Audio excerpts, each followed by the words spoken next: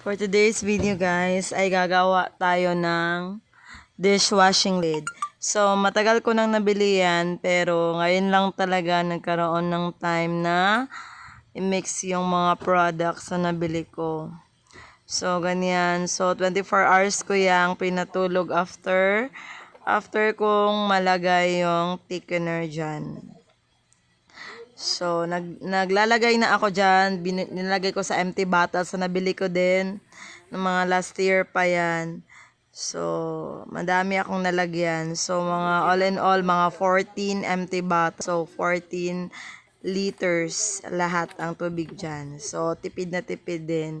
And, marami ka ring magagawa. So, kung ako sa inyo, itry niya din na available naman to sa Shopee and TikTok yung mga dishwashing liquid na pwedeng i-mix. So, gawa na lang kayo para makatipid din kayo sa di na kayo parating bumibili.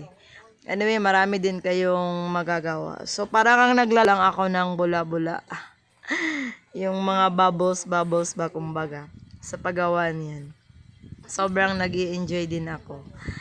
So, ganyan. Nilagay ko na nga dyan yung mga nalagay ko na dishwashing. So, hindi na siya masyadong green. Pero okay pa naman. Mabula pa rin din naman siya.